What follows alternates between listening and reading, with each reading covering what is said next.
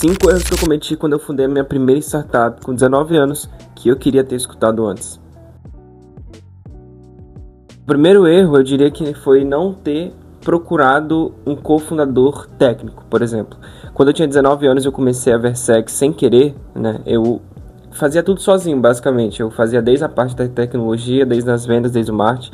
A gente sabe que fundador é assim mesmo, eu não estou reclamando, não estou dizendo que você não deveria fazer isso, porém um cofundador, ele te ajuda a desenvolver tudo isso junto com você, por exemplo. E quando você tem um cofundador mais da parte técnica, que vai cuidar da tecnologia, você pode ser o responsável pelas partes que não envolvem a tecnologia, que seria o marketing, as vendas, o comercial e etc. Então, foi muito puxado para mim logo no começo, às vezes acabava sendo muito solitário. Isso, assim, diminuía bastante assim, o ânimo, sabe? Às vezes você receber vários nãos sozinhos e toda aquela rotina de estar ali todo dia sozinho acaba te desestimulando ao longo do tempo, sabe? E isso dificultou bastante aquela minha jornada desde ali do começo. Então a minha dica seria, quando você for começar um projeto, uma das primeiras coisas que você tem que procurar, se você não for um cara técnico ou não ter alguém ali que vai te ajudar ou tem uma boas conexões, procure alguém, ou um mentor ou um cofundador que ele possa te ajudar a abrir portas ou abrir caminhos de uma forma mais rápida. O segundo erro que eu cometi, que eu diria que é o que eu mais me arrependo, é não ter me conectado mais com pessoas. Desde o ano passado até esse ano, por exemplo, foi o período que eu mais conversei, mais tive reuniões com pessoas diferentes, com líderes, com heads, com CEOs, CMOs de várias empresas e agências, principalmente, que eram os nossos principais clientes. Eu senti a falta de conseguir me relacionar melhor com essas pessoas. O que seria relacionar? Ter um papo olho no olho, ter reuniões que eu conseguisse trocar um networking melhor, por exemplo. Todas as reuniões, a maioria, 99% delas foram online. E isso acabou dificultando bastante essa conexão, sabe?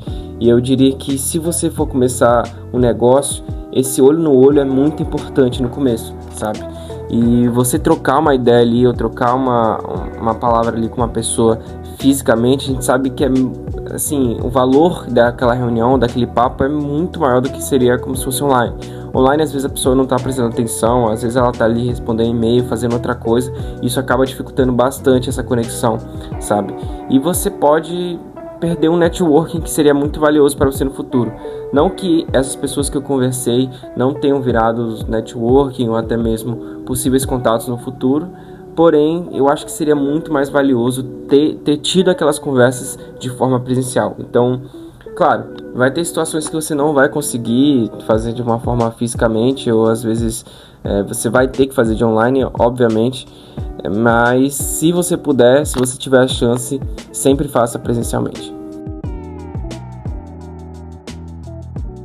O terceiro erro, ele é um pouco mais psicológico, eu diria, não é um erro técnico, que seria achar que eu consigo controlar tudo.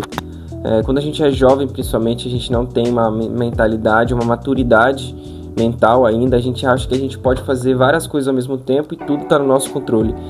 Isso foi um erro que eu cometi porque eu achava que tudo que acontecia estava no meu controle, sabe?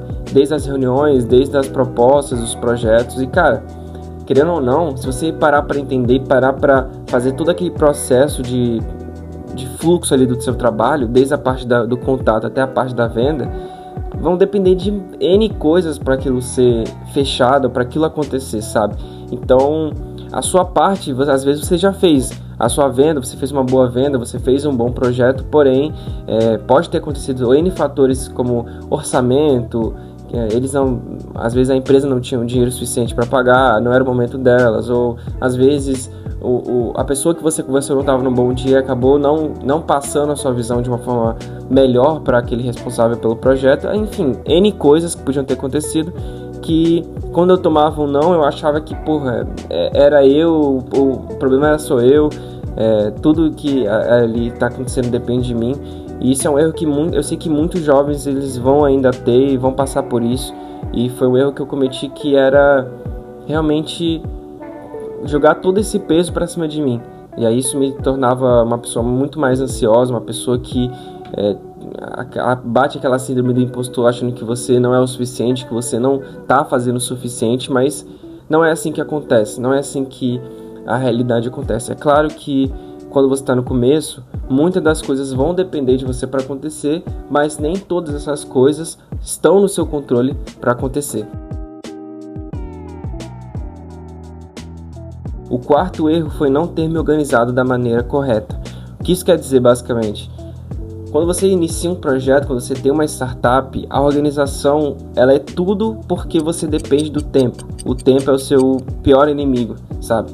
E se você não tem uma boa organização, se você não tem um mapa correto do que você vai fazer, não só na semana, mas a longo prazo, cara, isso dificulta bastante o seu projeto. Porque, querendo ou não, se você não for uma pessoa organizada do que você tem que fazer e o que você vai precisar fazer, se você procrastinar essa jornada, vai acabar atrasando demais o seu projeto, sabe? E foi isso que aconteceu comigo. Eu acho que no começo, quando eu ainda não tinha noção, ainda nem sabia de ferramentas que podiam me ajudar mais a me organizar, eu podia ter economizado um tempo muito grande.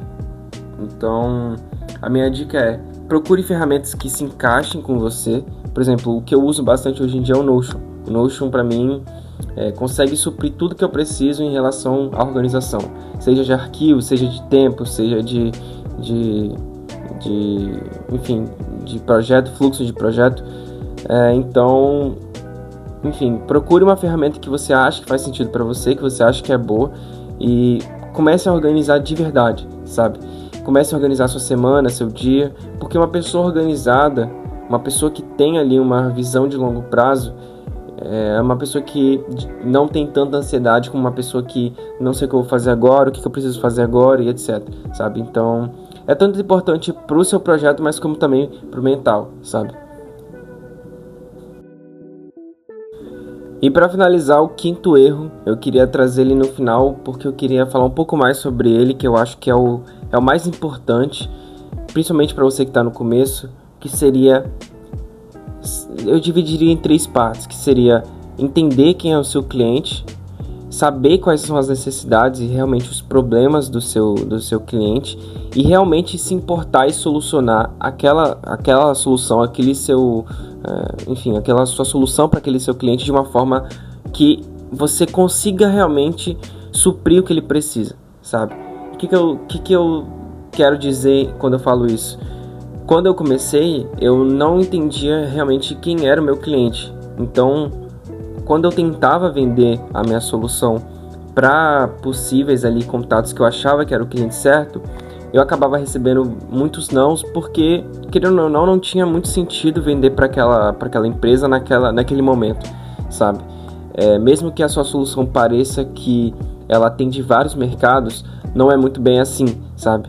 Por isso que é muito importante você mapear realmente quem são seus clientes, principalmente no começo, lá no seu MVP, porque quando você conseguir entrar em contato com eles, às vezes até conseguir fazer um teste, uma POC ou até mesmo um projeto com eles, eles vão te dar realmente os feedbacks reais do que aquela sua solução traz para eles.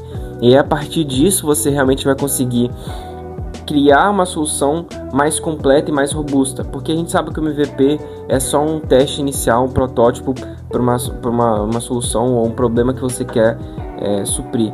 Então, um dos maiores erros que eu fiz foi não ter investido um tempo maior em entender quem eram meus clientes ou quais eram os meus canais de vendas certos.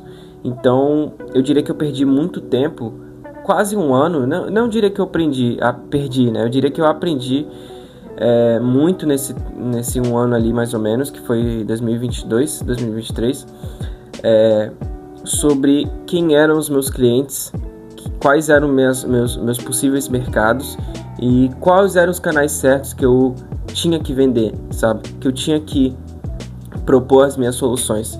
E a partir daí, que quando eu entendi quem era o meu mercado, que no caso eram agências de publicidade, eu mapeei um plano de 6 meses, onde eu iria vender só para aquelas agências, e aí eu mapeei um plano de quais canais eu usaria, quanto tempo eu utilizaria aqueles canais, fariam vários testes e quanto eu queria faturar baseado nesse plano geral.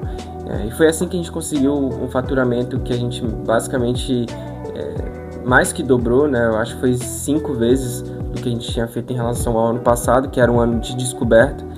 Então foi muito importante essa descoberta, porque isso não só me gerou muito mais receita, mas como também eu entendi quais os esforços que eu tinha que fazer e onde eu tinha que fazer para alcançar um faturamento maior e até mesmo uma taxa de conversão maior, sabe? Então é isso, eu queria deixar aqui aberto nos comentários para vocês comentarem por quais momentos vocês estão passando desse que eu comentei, sobre os meus erros. Eu vou tentar trazer cada vez mais sobre esses papos, sobre o que eu ando fazendo, sobre o que eu já errei, o que eu aprendi, o que eu já acertei também.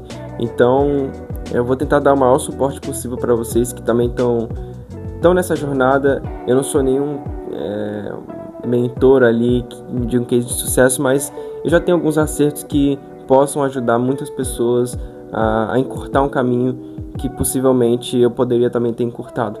Então é isso, vamos para o próximo vídeo e tamo junto.